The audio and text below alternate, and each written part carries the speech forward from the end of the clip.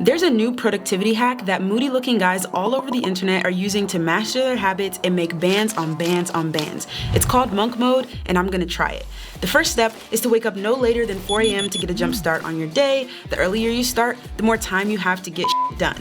Once you're up, realize that your phone is your worst enemy. So set the sound of your alarm to nails on chalkboard so that you immediately throw your phone across the room. Now that you're not scrolling on TikTok, turn on the moody lighting for your killer desk setup. The darker and gloomier, the better. If you catch yourself relaxing at any point, scowl and put on your hoodie instead. This will help you to tap into your inner intensity and drive. Finally, get a mechanical keyboard. The more obnoxious the sound, the better. With these easy steps, you'll be unstoppable and failure will be a thing of the past. Happy 2023, everyone. I had fun making that intro, so I hope you got a chuckle out of it.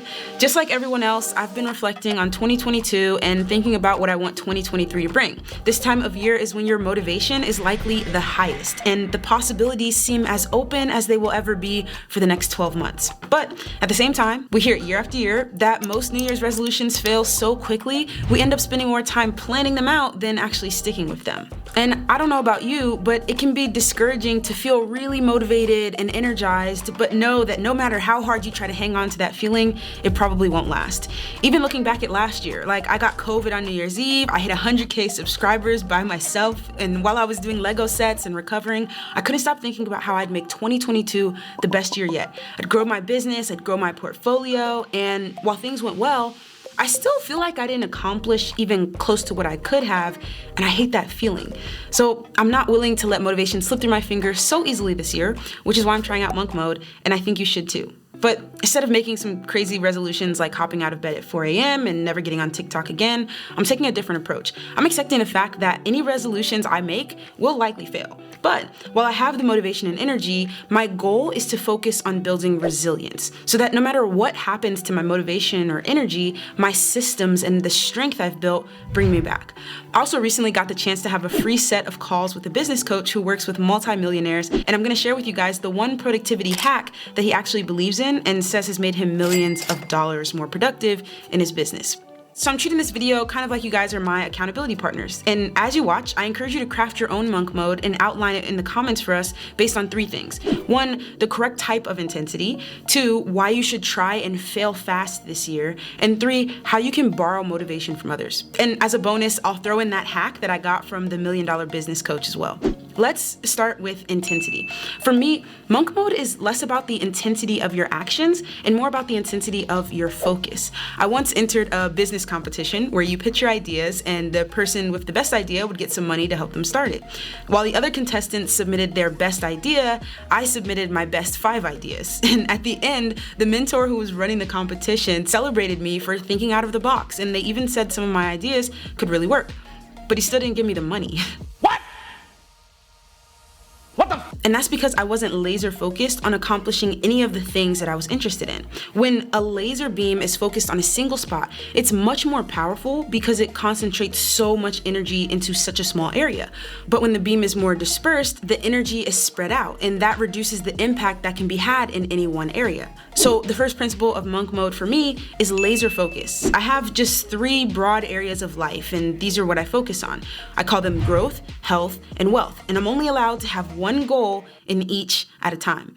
Growth covers things that I want to learn, hobbies I want to try, and relationships that I want to build or maintain. General, just human skills that I want to get better at. Then there's health, and that's physical and mental.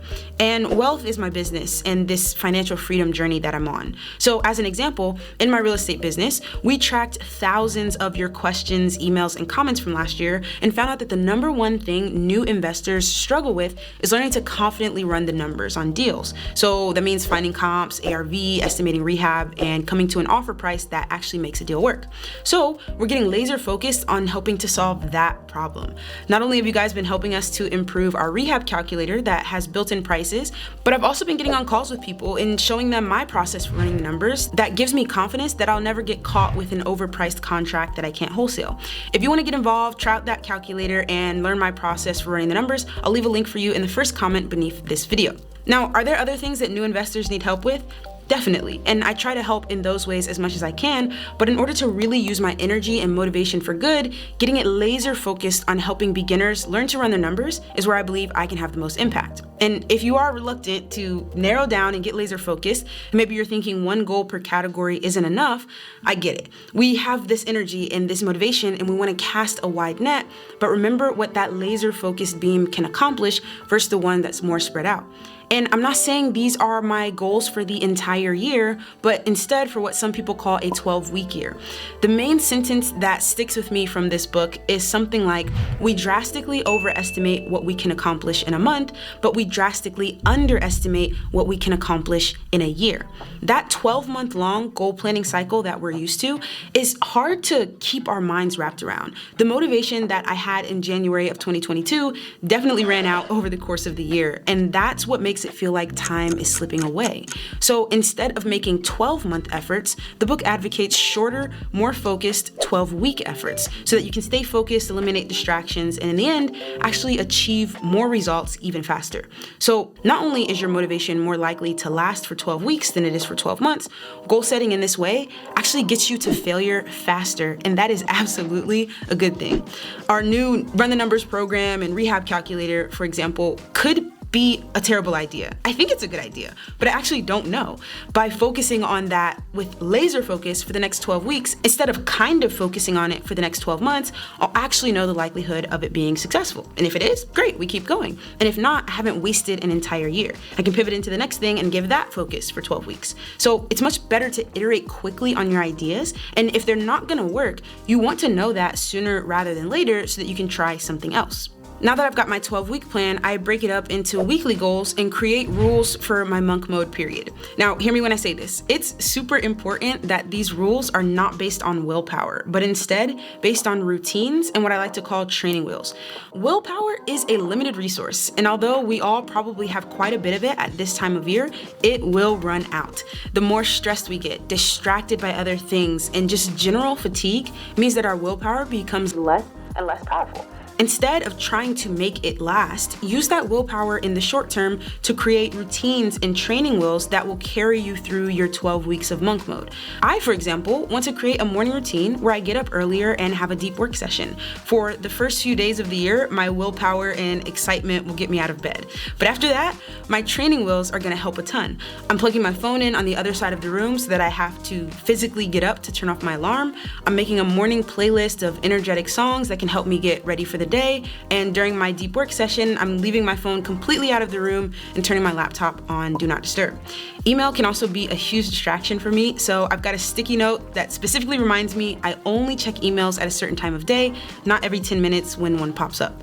Those routines and training wheels align with the goals I have in that wealth category, but even for my health goals, something as simple as just having the water bottle right there on the desk next to me makes it easier to hit the goal I have of drinking water than if I had to get up and go to the kitchen every time I wanted to drink. And another key part of monk mode that I think people aren't using enough is to borrow other people's motivation. It might sound silly, but I'm way more productive when I see other people being productive. It's easier to clean my house if my family is also cleaning. It's easier to meal prep with my sister than it is to meal prep by myself, and the same thing happens when I'm working. Those deep work sessions are much more productive when I'm on Zoom with someone else who's also doing the same. I sometimes even find myself like reaching for my phone to scroll through it, and then I realize my friend can see me and I sheepishly put it down and go back to work. And that hack that I was telling you about from the $1 Million Business Coach takes this to a whole nother level. There's a possibility that when you're co-working with a friend, you both get distracted, right? Like you talk about a party that's coming up, or you just generally let each other off the hook with your focus.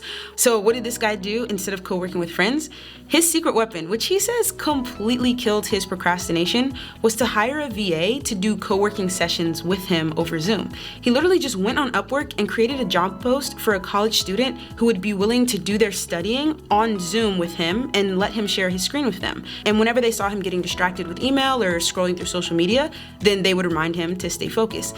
It sounds kind of crazy, but he got applications from students in countries all around the world. And he paid about $5 per hour, which isn't a ton, but can be significant to students in other countries where their currency isn't as powerful as the US dollar. So there's a $1 million tip on how to get more done. And if you're a new real estate investor who wants to finally start doing deals this year, you've got to check out this video where I reveal the rehab calculator I built that does the estimates for you. You don't need any construction experience and you can try it absolutely for free. Just go watch.